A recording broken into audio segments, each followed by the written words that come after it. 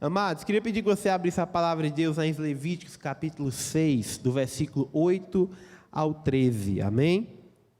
Só mais uma vez, pessoal, quando você abre a palavra de Deus,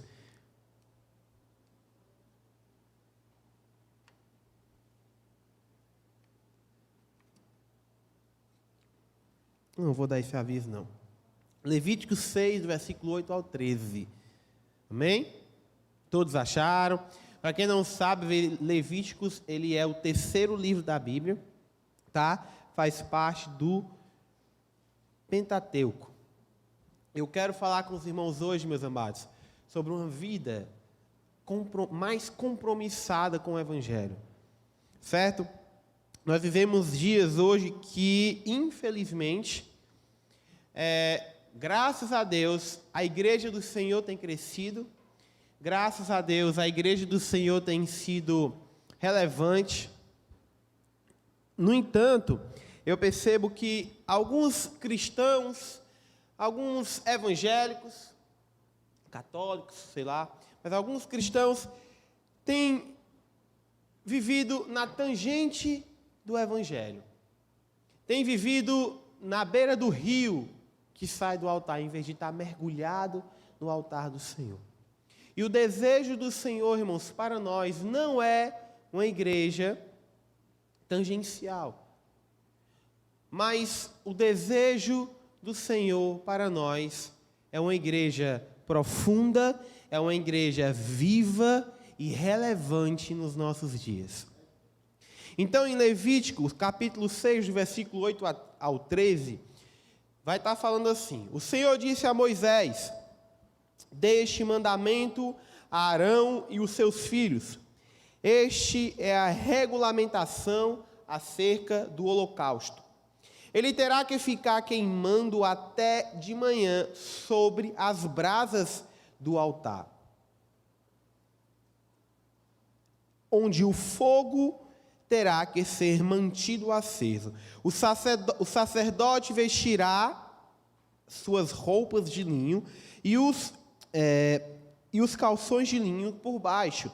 Retirará as cinzas do holocausto que o fogo consumiu no altar e as colocará ao lado do altar. Depois trocará de roupa, levará as cinzas para fora do acampamento, a um lugar cerimonialmente puro. Mantenha-se aceso o fogo no altar, não deve ser apagado.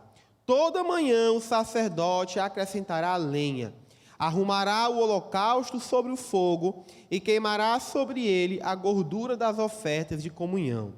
Mantenha-se o fogo continuamente aceso no altar, não deve ser apagado. Para que a gente venha entender um pouco o que está acontecendo aqui, isso aqui é uma ordenança cerimonial da lei. A lei, pelo menos teologicamente, para mim, eu divido a lei em cerimonial e eu divido a lei em... Como é outro nome que eu esqueci? Cerimonial e moral. O que é a lei moral? A lei moral é aquela lei que Jesus vai dizer lá em Mateus, que diz assim, nenhuma vírgula da lei deve ser apagada. Quem aqui já leu o Novo Testamento, e aí você fica sempre naquele questionamento: eu tenho ainda que seguir a lei, eu tenho que guardar o sábado, eu não posso comer carne de porco. Aquela carne é a melhor carne que tem, né? Que é a de porco. Eu não posso comer carne de porco. Eu não posso... se o fulano pecar, eu tenho que jogar pedra nele. Não. Existe a lei cerimonial, a lei ritual, existe a lei moral. A lei moral é aquela lei que o Senhor veio trazer a consciência para o homem. Não matarás, não roubarás, não tomar a mulher do teu próximo, não minta, e inúmeras outras coisas. Aqui Deus está trazendo um ato ritualístico. Muitas coisas na lei cerimonial, elas são com a finalidade de expressar algo espiritual que não podia ser manifesto ou realizado por conta do pecado que separou Deus do homem. Então, quando o homem peca, ele para de ter um contato com Deus. Quem é que nos purifica de nossos pecados? É o Senhor Jesus Cristo. Quem é que nos lava dos nossos pecados? É mediante a nossa comunicação com Jesus Cristo, quando o véu do altar foi rasgado em sua crucificação. Antes disso acontecer, não se dava para comunicar-se com Deus com tanta facilidade. Então, algumas coisas eram feitas por meio do sacrifício. E aqui era o sacrifício de holocausto, o sacrifício de pegar um animal e entregar ao Senhor. E aqui é muito claro, Deus ele pede que de forma reverente o sacerdote coloque a sua roupa, leve para o altar a lenha e o sacrifício, e o fogo, movido pela lenha, queima completamente o sacrifício. O fato, e Jesus fala que, o que é que Deus vai falar lá em Levítico? Que o fogo tem que estar constantemente ardendo no altar. Esse fato do fogo estar constantemente no altar, ter um altar ardendo em fogo constantemente era uma resposta do povo para Deus, dizendo: olha Deus, nós ainda confiamos no Senhor, nós ainda desejamos o Senhor, nós ainda estamos nos arrependendo dos nossos pecados, nós ainda estamos aqui adorando Yahvé, o nosso Senhor. Então, o fogo aceso no altar representava isso. O sacrifício era para perdão dos pecados, o sacrifício era para inúmeras coisas, e o fogo que ardia constantemente do altar era uma forma daquela nação dizer para o Senhor: Deus, nós ainda te amamos. Deus, o nosso altar ainda está à disposição da tua presença. O nosso altar, a nossa vida, a nossa nação ainda está alinhado à palavra que o Senhor liberou para nós. Então Deus, quando Ele pede que o fogo sempre arda no altar, que os sacrifícios continuem constantes, é uma forma de Deus pedir para aquela nação, instigar aquela nação a ainda estar viva no propósito do Senhor. E o que é o sacrifício? Irmãos, o sacrifício na Bíblia é uma das principais formas que o homem tem de tocar Deus. É a forma que nós conseguimos entregar algo a Deus. Quando nós oramos a Deus, quando nós dobramos os nossos joelhos e nós clamamos ao Senhor, nós falamos com Ele. Mas quando nós entregamos ao Senhor um sacrifício a Ele, é a forma que nós tocamos a Deus e Ele nos dá uma resposta. Quando você vai ver, por exemplo, Abraão Deus diz a Abraão: eu te darei um filho.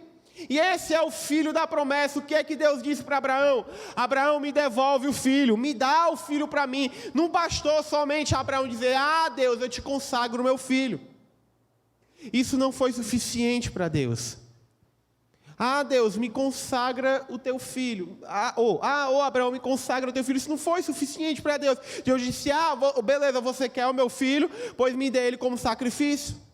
Então, o sacrifício é uma resposta para o Senhor.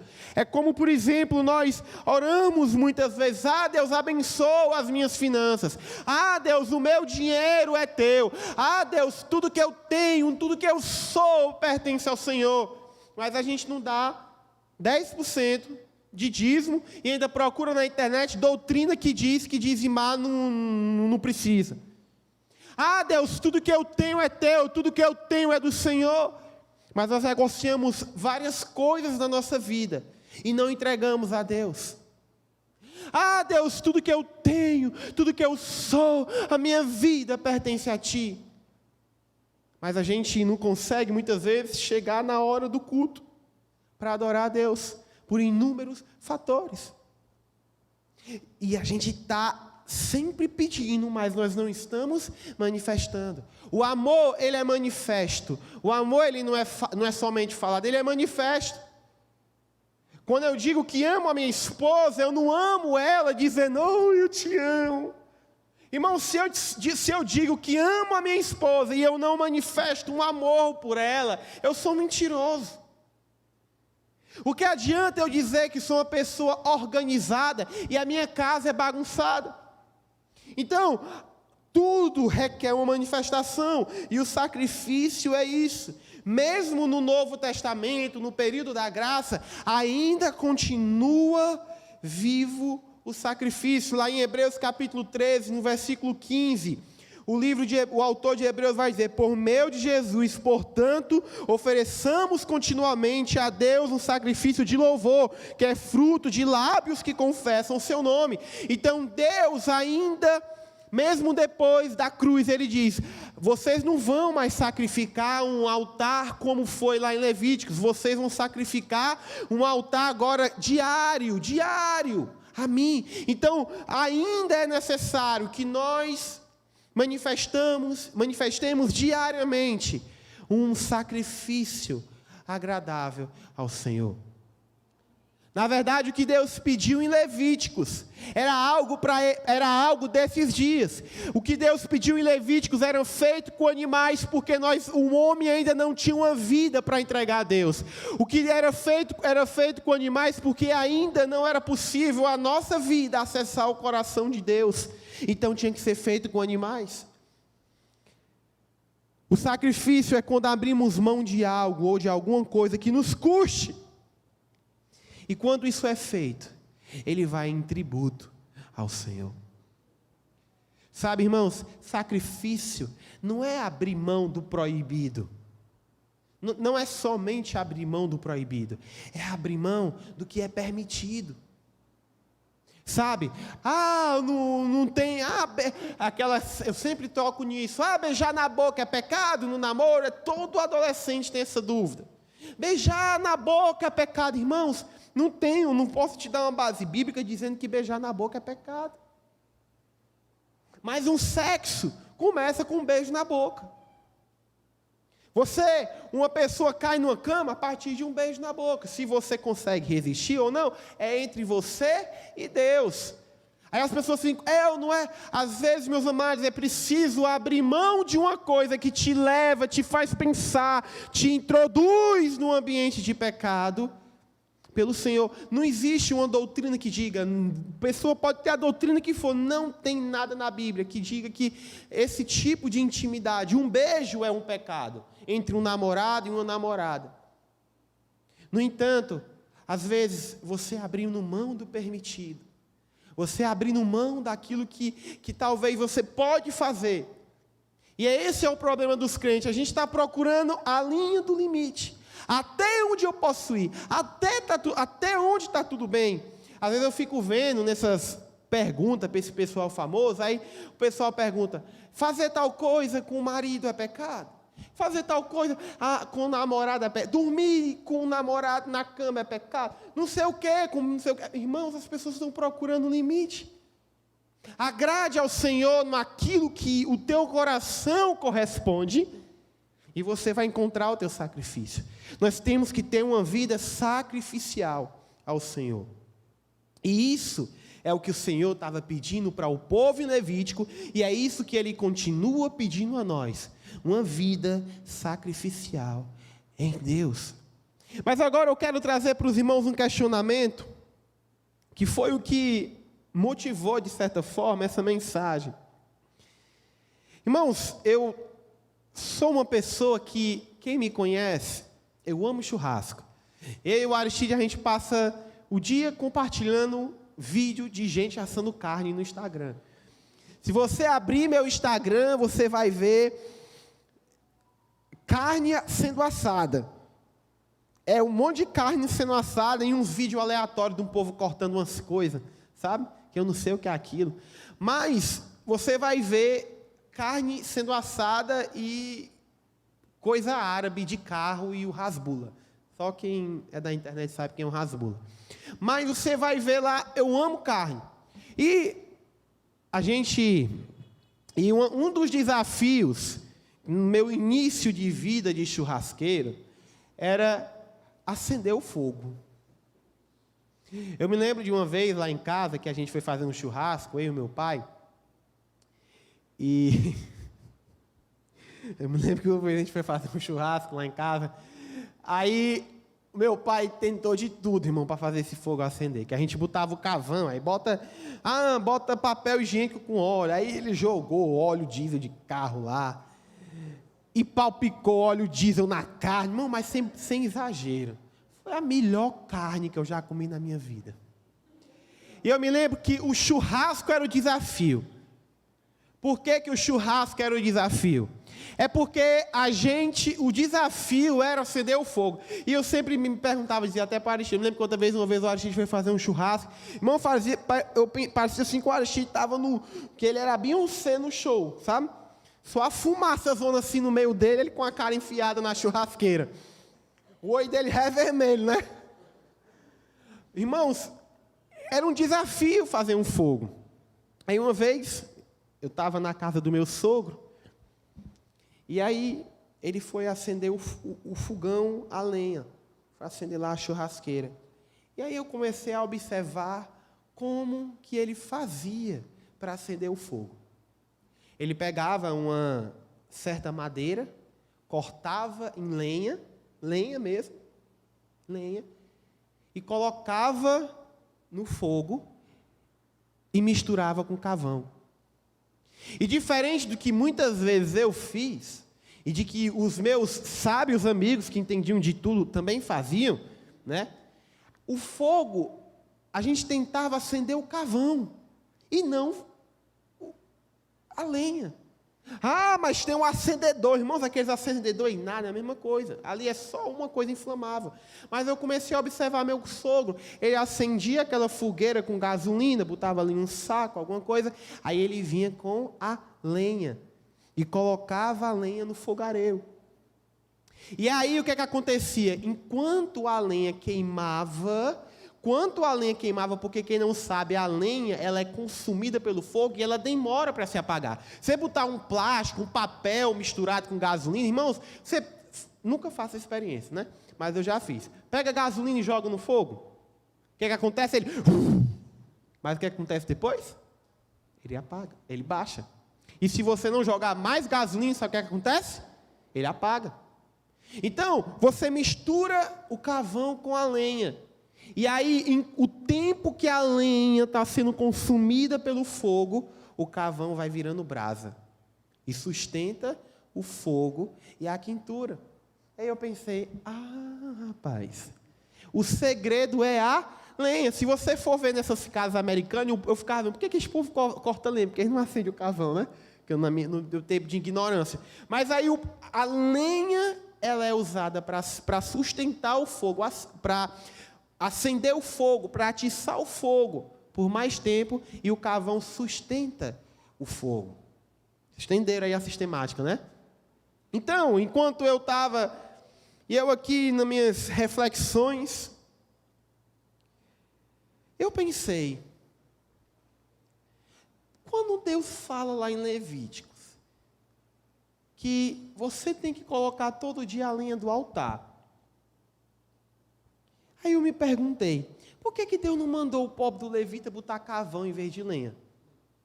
Pense comigo. Imagina aí. Quem aqui eu acho que ninguém aqui cortou lenha, mas irmão, a lenha é uma madeira dura. Você sofre para cortar lenha. Você corre o risco de se machucar. Imagina naquela época. E Deus, ele não diz assim, bote carvão para o fogo demorar a apagar. Não, ele diz assim, olha, a lenha acabou, bota mais lenha. Bem que eles poderiam botar carvão, por quê? Porque o carvão faz o quê? Faz o fogo se manter aceso. Por isso que os navios, as fábricas, eram a base de carvão. Por quê? Porque o carvão sustentava o fogo aceso. E eu pensei, meu Deus, por que Deus não mandou o povo colocar carvão? Os pobres tinham todo dia o trabalho de cortar lenha. Você sabe por quê, meus amados? Porque o carvão, ele representa, sabe o quê? A vida preguiçosa com Deus. Deus, ele disse o seguinte, o fogo tem que permanecer aceso, e todo dia, todos os dias, o sacerdote coloque a lenha para queimar. Irmãos, o altar é a nossa vida. A lenha somos nós. E muitos de nós estamos servindo ao Senhor, mantendo o nosso altar aceso, não com lenha, mas com carvão. Carvão, Sabe o que é o nosso cavão, meus amados? É o evangelho fraco que muitas vezes nós sustentamos a nossa vida cristã. É aquele evangelho que a gente diz assim, ó, eu vou para o culto, eu vou apenas para o culto, eu vou escutar uma palavra, eu vou sentir um arrepio durante o culto, e depois eu vou para minha casa. Cara, oh meu Deus do céu, o jogo do Flamengo terminou 7 horas, daqui que eu me arrume, acho que dá para ir para o culto hoje não, tem que ir para a passeata do Flamengo. Oh meu Deus do céu, as eleições, eu tenho que voltar até 5 horas da tarde para voltar, mas eu vou voltar de manhã. O pastor inventou de botar o culto na hora da eleição, então eu vou voltar na hora do culto mesmo. Sabe, meus amados, nós estamos constantemente fugindo da responsabilidade de levar a lenha para o nosso altar. E com isso nós estamos nos tornando uma igreja, um povo que não sabe mais o que é sacrifício a Deus. Nós temos que constantemente nos lembrar de uma coisa: sacrifício custa algo. Sacrifício custa algo. Irmãos, a nossa vida com Deus custa algo. Nós temos que fugir desse falso evangelho. Nós temos que fugir desse evangelho que a gente pensa que é fácil demais, que não nos custa nada. Eu posso viver um namoro impuro e não tem problema. Eu posso viver uma vida de solteiro impuro e não tem problema. Eu não estou falando aqui daquelas pessoas que lutam contra o pecado. Eu estou falando daquelas pessoas que resolveram se acostumar com o pecado. E aí a gente está na internet, eu sou contra o aborto, não pode, o comunismo não pode voltar, não pode acontecer aquilo e tal. Irmãos, realmente não pode, o comunismo não pode voltar, o aborto, as drogas, temos que realmente nos posicionar como sociedade contra toda essa movimentação, não tem nada de errado nisso. Mas se nós formos crentes que realmente amam o Senhor, que o nosso coração queima por Deus, nós não teremos medo de quem vai subir na cadeira de presidente amanhã. Nós não vamos ter medo. Por quê? Porque nós vamos estar acostumados a uma vida de sacrifício a Deus. Irmão, você sabe o que é a lenha que Deus está pedindo para que você coloque no altar todos os dias? A lenha que Deus está pedindo para você colocar no altar todos os dias são as suas paixões, são os seus desejos, são as vezes que a tua carne está para entrar em desespero, são as vezes que a tua vontade de fazer o que é errado está gritando dentro de você, mas você diz: eu pagarei o preço pelo Senhor. Tem jovem que namora e pensa que o casamento é a resolução de todos os problemas. Meus amados, casamento é a piora dos seus problemas. Não, quando eu casar tudo não resolve não, irmãos. Você sabe por quê? Porque quando você briga com a tua namorada, tu vai para casa, dorme. A mamãe chega lá, o bichinho está triste, quer um sanduíche. Mas quando você é casado, você vai deitar na cama, olhando para aquela pessoa, lutando contra o teu eu, para não matar ela enforcada. Só disse e viste quem é solteiro, os casados ficaram tudo olhando um para o outro. Aí a pessoa pensa: meu irmão, isso é o que eu digo, se você não for crente no namoro, você não vai ser crente no casamento não. Eu caí em fornicação no meu namoro. Aí chega o profeta: tem que casar, case agora, se livre do pecado, isso é um absurdo, já deu tudo errado. Casamento, irmãos, quando um jovem cai no pecado, no namoro, não tem que casar não, tem que dobrar os joelhos e chorar, dizendo: Deus me perdoa pela minha imoralidade, pelo meu pecado. Aí depois você pensa em casar. É isso que tem que ser feito, é isso que nós precisamos fazer. Nós temos que parar, irmãos, de querer sustentar o nosso altar com cavão, com a lenha que a gente bota, não, bota carvão aqui, que aí amanhã eu não preciso botar lenha não, porque o fogo ainda vai estar aceso. A gente tem que acabar com isso, a gente tem que pagar o preço de todos os dias, se levantar, ir lá na floresta, no matagal, quebrar lenha e colocar diante do altar do Senhor. É todos os dias acordar e no meio das nossas paixões, no meio dos nossos desejos, no meio de nossas angústias, ir diante de Deus e dizer: Deus, me perdoa. Sabe o que é a nossa lenha? A nossa lenha é ter que olhar para a cara daquele irmão que você não suporta e dizer: irmão, eu te amo em nome de Jesus Cristo. Sabe o que é a nossa lenha? É você lembrar do seu pai que tanto te fez mal e dizer: pai, me perdoa. Ou Deus, eu perdoo o meu pai. Essa é a nossa lenha. O nosso não é o sim de Cristo na maioria das vezes. Eu vejo muitas vezes as pessoas dizendo: eu não preciso honrar o meu pai porque ele foi um cafajeste. Eu não preciso honrar o meu líder porque ele é um safado.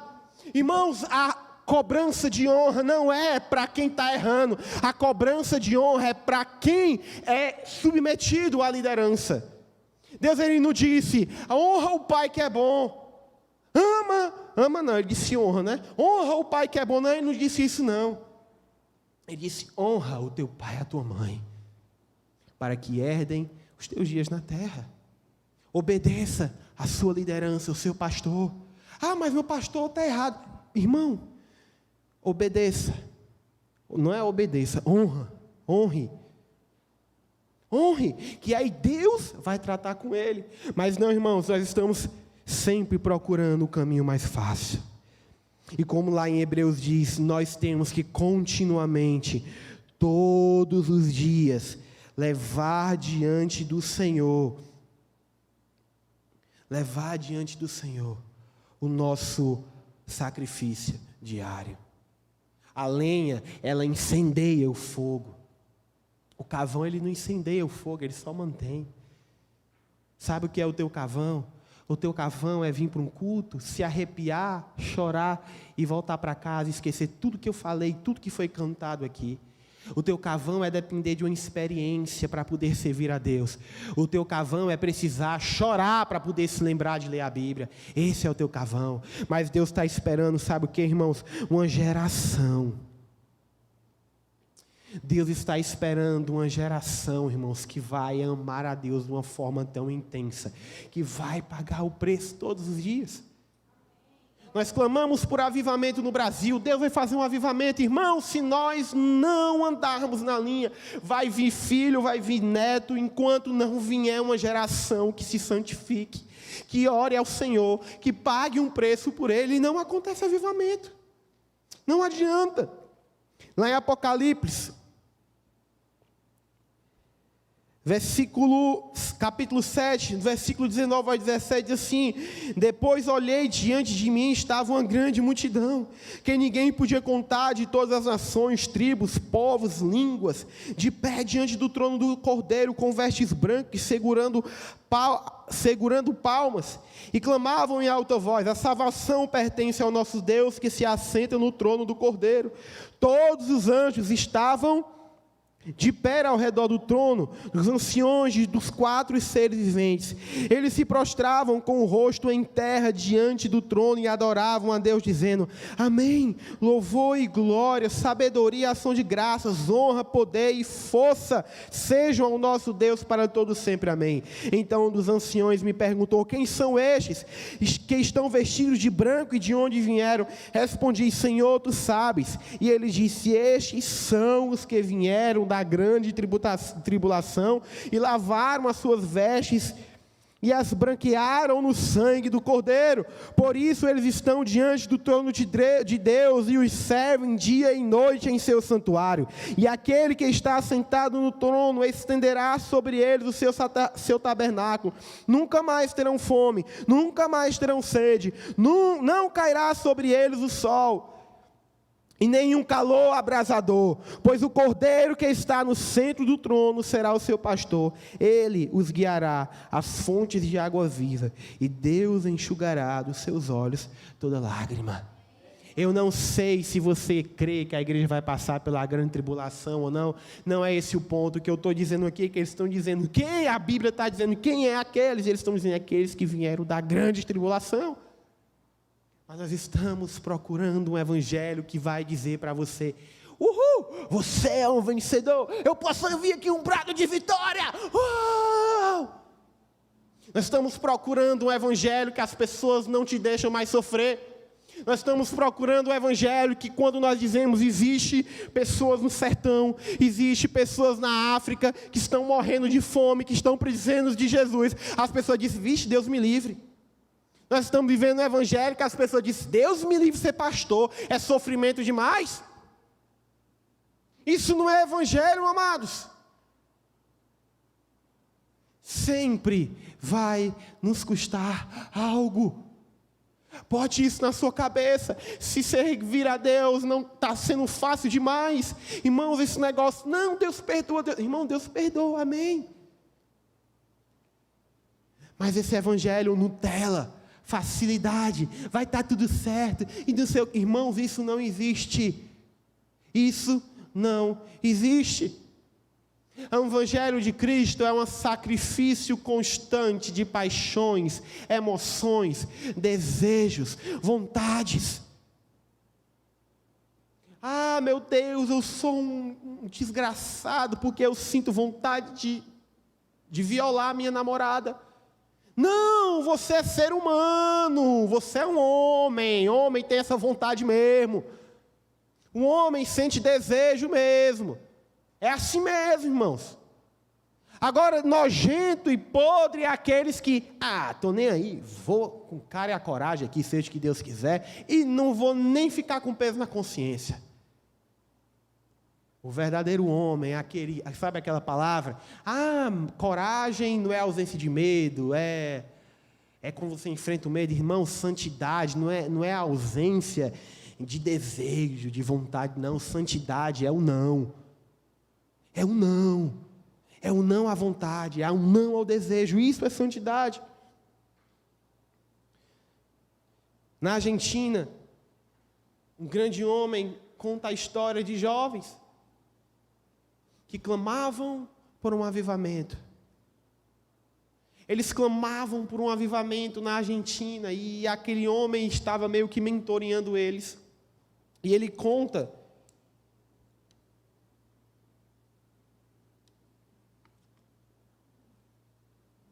que eles clamavam por avivamento e santidade.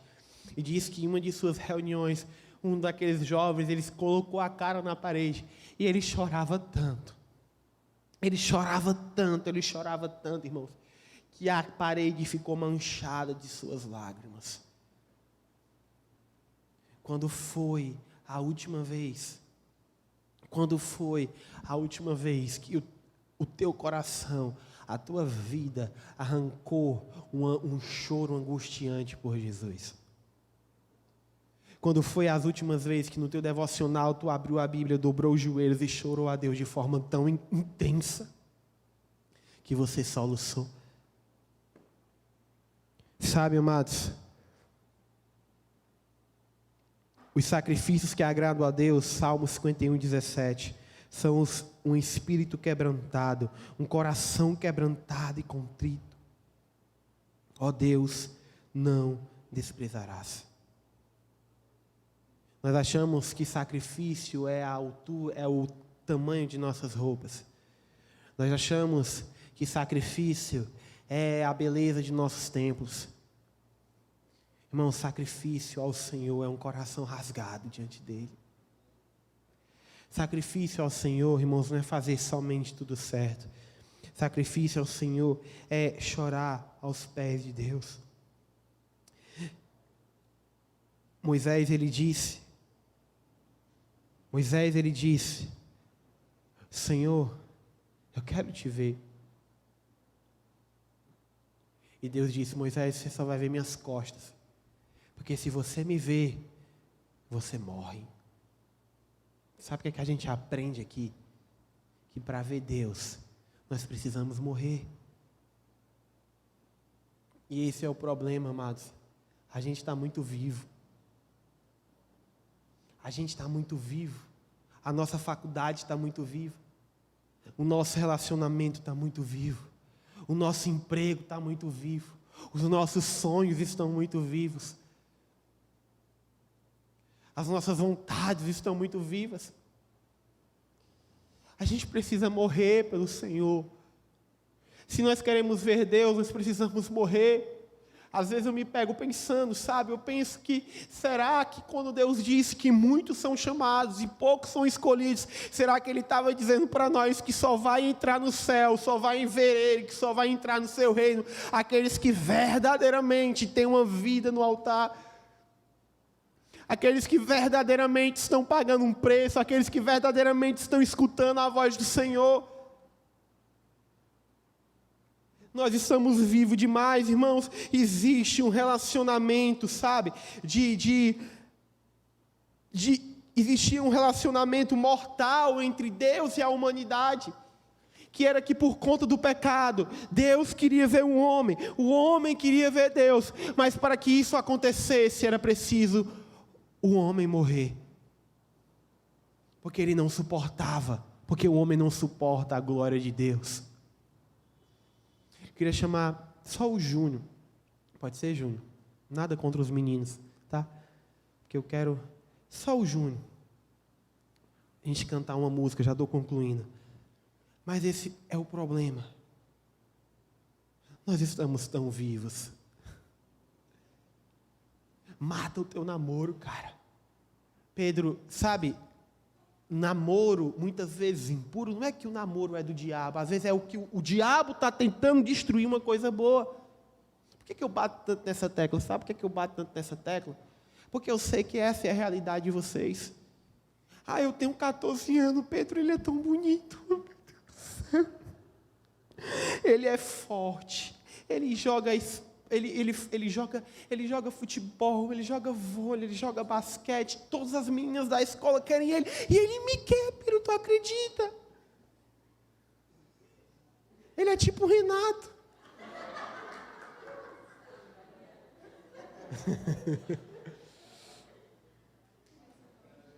Deixa eu te dizer uma coisa.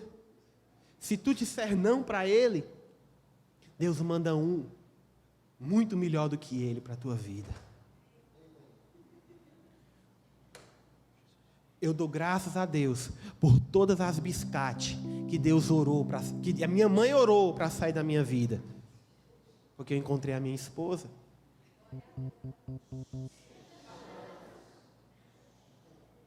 Sabe? Porque quando a gente é adolescente, eu já contei essa história, eu estava apaixonado por uma menina.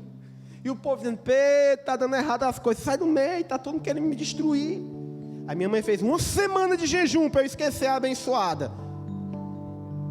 Se eu fosse por minhas paixões, tinha destruído minha vida. Sabe, mas quando nós entregamos algo para o Senhor, quando nos custa algo, quando a gente morre, é quando a gente morre, irmãos. É quando a gente morre. Sabe?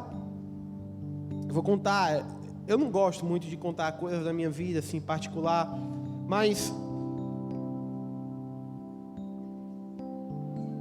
Gosto não, né? Algumas vocês só sabem da parte legal, pessoal. Mas, alguns sabem que hoje, eu vivo em tempo integral para o Senhor. E eu me lembro que, quando... eu tomei a decisão, vai dar tudo certo,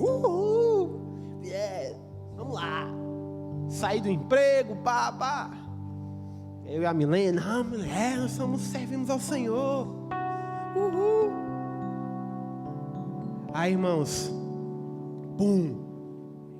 deu dinheiro, acabou, e a comida também, e as contas tá lá, né? Eu disse, e agora, Senhor? Aí não, cara, eu tenho que cuidar da minha casa. Olha, irmãos, como é que é as coisas?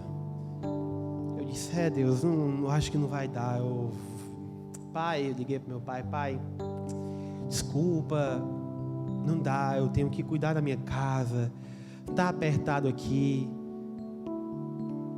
E aí eu mexi no Instagram, vi um certo escritório de contabilidade aqui em Sobral, um muito renomado aqui na Zona Norte. Eu disse, mandei meu currículo. Irmãos, eu mandei o currículo 10 horas, 10h30, eles ligam para mim. Entrevista agora, 4 horas da tarde, hoje. Eu, vixe, rapaz, é de Deus. E aí, cheguei lá no escritório, olha, eu vou te contar aqui uma coisa. É providência de Deus. É providência. A mulher dizendo para mim lá na entrevista, olha, você vai ficar, nós estamos abrindo um novo setor aqui, você vai ficar responsável. E pá, vai ganhar tanto, e não sei o quê. E olha, o seu e-mail caiu no spam. E eu nunca olhei o spam na minha vida. Hoje, porque eu estava num atendimento, a pessoa disse, olha o spam. Eu olhei, o spam estava lá, o currículo do jeito que eu queria. Aí eu cheguei em casa, irmãos, chorei. Deus, era o meu sonho, Deus. Eu não quero saber de cuidar de dinheiro desse povo tudo corrupto. Eu quero servir ao Senhor. Mas tem que cuidar da minha casa, né? Amém. Dormir, irmão, sabe, o coração arrasado. Porque a primeira responsabilidade de um homem é a sua casa. Então, assim, eu pensei, sabe uma coisa? Eu estou aqui virando bicho, mas se a minha mulher aceitar minhas loucuras, então eu não estou em pecado. Eu sentado na cama e disse assim, Milena, eu não quero entrar para esse emprego não, eu quero continuar do jeito que está aqui, a gente vai ver no que dá. E aí, ela disse, aceita não, ó, né? Vamos na fé. Eu mandei uma mensagem para a mulher, eu disse, olha, não quero o emprego, muito obrigado. Ela, tá bom, mas se você mudar de ideia, liga para mim. Eu não quero. Beleza. Sabe o que foi que aconteceu no outro dia, irmãos? Nada. A gente foi fazer um mercantil. Na hora que a gente olhou para a conta do mercantil, a menina, passa o débito. Compra recusada. Aí eu olhei para a menina com os olhos cheios de lágrimas. Eu disse, moço, passa o crédito aí. E eu disse, Deus, eu estou passando aqui, mas eu não faço ideia de como que eu vou pagar isso aqui. Irmão, meu coração estava tranquilo. Deus, eu não estava luxando não, estava comprando, fazendo mercantil. E quando você casa, você tem que aprender uma coisa. Mãe, quando eu era solteiro, Ave Maria, chegava no mãe, olha, é cheddar, tá? Peito de peru defumado, era biscoito, Danone, né? Não era, mãe? E ainda reclamava, não tem nada para comer hoje. Quando você casa, irmãos, é peito de frango, carne tá caro, compra um porcozinho, porque o porco é mais barato, né? E faz, né, a racionalização ali. E é assim, acordou de manhã, pão com ovo, almoço, à tarde pão com ovo, à janta você come ali um baiãozinho com ovo, né? Porque quem é que vai ficar? Uma picanha branca, né? Não é nem onça para ficar comendo carne todo dia. E aí, a gente voltando do mercantil, e eu olhar, a gente triste, irmão. Quem é que não fica triste? Passando apertado. E aí quando foi sexta-feira, nós fomos fazer um mercantil, no mesmo mercantil, com o último mercantil sido pago, porque a gente adiantou a fatura, e ainda com dinheiro sobrando. Por quê, irmãos? Porque Deus proveu. Como? Não sei. Proveu. Sabe por quê, amados? Porque nós precisamos aprender a morrer para nós. Servir a Deus não é, tudo vai dar certo. É muito fácil você subir nesse púlpito aqui e pregar algo que você não vive. Mas hoje eu digo para vocês com toda propriedade que Deus não desampara. Porque Ele não me desamparou. Porque quando eu dobrei os meus joelhos e eu pedi a Deus para prover, Ele proveu. Veio recurso de onde nós não imaginávamos que vinha. Veio de onde nós não achávamos que nunca poderia sair. Sabe por quê, irmãos? Porque a palavra de Deus diz que o justo nunca vai mendigar o pão. Mas esse é o nosso problema, nós estamos muito vivos. E aí nós não vivemos a nossa vida, nós não vivemos a vida de Deus, nós vivemos a nossa vida. Mas porque não sei o que, cara não tem desculpa. morre para você. Os jovens de nossa igreja que estão solteiros, morra para você. E diga assim: Deus, é o seguinte, Senhor, manda a mulher. Os jovens estão esperando, irmãos, uma princesa cair do céu. Uma princesinha, coisinha mais linda do mundo, andando assim, uma sereia. A nossa igreja está cheia de mulher de Deus, cheia do Espírito Santo e bonita. Sabe o que é que está faltando nos nossos jovens? Virar homem o suficiente e chegar nas irmãs: ó, irmã, é o seguinte, quero casar contigo, quero te dar uma vida e quero te honrar. Eu duvido, se você for homem suficiente para provar para as irmãs da igreja que você quer levar ela a sério, se ela vai te dispensar. Mas não, você está esperando uma princesa. Irmão, princesa com 17 anos é dragão com 30. Estou falando na prática aqui. A menina é a cor mais linda do mundo, mas quando eu conheci ela com 17 anos, tu acha que ela era perfeita desse jeito? Era não, tinha seu defeito. Ora, tinha seu defeito. Eu também tinha. Hoje, está aí, quase 30 anos, uma princesa. Você tem que saber investir na mulher. Você tem que olhar para ela e pensar assim: rapaz, essa daí tem futuro. Mulher de Deus, irmãos, é mulher que cuida de ti. Não adianta tu arranjar uma princesa que vai te tacar uma gaia, não. Estou sendo prático aqui. E a nossa igreja está cheia de mulheres de Deus, solteiras, à espera de um homem de Deus que vai cuidar delas. Isso eu lhe garanto, irmãos. Agora os nossos jovens, os nossos homens, precisam sair da fantasia do Instagram, da fantasia das academias, e olhar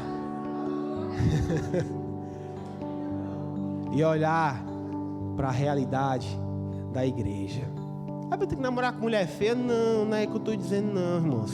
Você tem que achar a pessoa bonita, você tem que achar ela linda, tem que lhe atrair. Quando eu olhei a menina pela primeira vez, meu amado, eu até errei as notas do teclado. O pastor olhou para mim e foi o que aconteceu. Mas você tem que saber também que aqui dentro você não vai achar aquela abençoada de leg, com a cintura desse tamanho, sensualizando. Você não vai achar isso daqui. Aqui dentro você não vai achar isso não, irmãos. Aqui dentro você vai achar mulheres de Deus. Aqui. E homens de Deus. Você pode estar perguntando para mim: Pedro, por quê? Você pode estar perguntando assim para mim: Pedro, me diga, por que é que eu tenho que pagar todo esse preço? Todo esse preço que você está falando. Por que eu tenho que pagar esse preço tão alto pelo Evangelho? E para a gente finalizar e concluir, que eu passei um pouco do tempo, em Apocalipse 21, no versículo 1 ao 8, o Senhor diz assim: João vai dizer o que ele viu. Então vi um novo céu e uma nova terra, pois o primeiro céu e a primeira terra já passaram, e o mar já não existe. Vi a cidade santa, a nova Jerusalém, que descia do céu da parte de Deus, preparada como uma noiva adornada para o seu marido. Ouvi uma forte voz que vinha do trono e dizia: agora o tabernáculo de Deus está com os homens, com os quais ele viverá. Eles serão o seu povo, o próprio Deus estará com eles e será o seu Deus. Ele enxugará dos seus olhos toda lágrima. Não haverá mais morte, nem tristeza, nem choro, nem dor, pois a antiga ordem já passou. Aquele que estava sentado no trono disse: estou fazendo nova todas as coisas. E acrescentou: escreva isto, pois estas palavras são verdadeiras e dignas de confiança. Disse-me ainda: está feito. Eu sou o Alfa, o Ômega, o princípio, o fim. A quem tiver sede, darei de beber gratuitamente da fonte da água da vida. O vencedor herdará tudo isto, e eu serei seu Deus, e ele será o meu filho. Mas os covardes, os incrédulos, os desaprovados, os assassinos, os que cometem imoralidade sexual, os que praticam feitiçaria, os idólatras e todos os mentirosos, o lugar deles será no lago de fogo, que arde com enxofre. Esta é a segunda morte. Meus amados, eu não posso garantir para você que se hoje você tomar uma decisão radical com Deus, de servi-lo com força e intensidade, dizer: Deus, eu vou realmente levar a lenha todos os dias. Eu não posso dizer para você que tudo vai dar certo constantemente. Eu não posso mentir para você. Eu não fui chamado para pregar um falso evangelho. Porque nós vivemos em um mundo mau. Nós vivemos em um mundo difícil e desafiador. Mas uma coisa eu posso te garantir: as coisas vão melhorar. É inevitável que nós teremos aflições. No entanto, com Cristo em nós, temos vitórias sobre todas elas. Jesus, Ele nunca deixará que nós venhamos a perecer. E também não posso mentir para você que ainda nessa terra você não vai experimentar coisas extraordinárias, porque eu tenho experimentado. Eu tenho visto o milagre de Deus na minha vida todos os dias. Eu tenho visto Deus agir na minha vida quando nós decidimos viver por Ele. Mas existe uma vitória certa para a tua vida, que essa ninguém pode te tirar. Que se você resolver viver para Deus com tudo que você é, com tudo que você tem, se você decidir olhar para a tua vida e dizer: eu não quero mais negociar com o pecado, eu quero morrer para mim, Pedro, eu quero morrer para o meu relacionamento pecaminoso, eu quero morrer para a minha vida de solteiro afundada na pornografia, eu quero morrer para a minha vida imoral, para a minha vida tendenciosa, eu quero morrer para todas essas coisas, eu quero viver para Ti. Se você tomar essa decisão de verdade seguir a Cristo, uma garantia eu te dou, e eu colocaria até a minha vida em custo por essa garantia, é que um dia Deus enxugará dos teus olhos toda lágrima. A pobreza não vai mais acontecer, a miséria não vai mais existir, a dor, a fome, a humilhação e a culpa, todas elas serão extintas. E você poderá experimentar eternamente do gozo eterno. E isso eu posso te garantir. Isso eu posso te garantir. Mas para que você viva isso, você precisa morrer.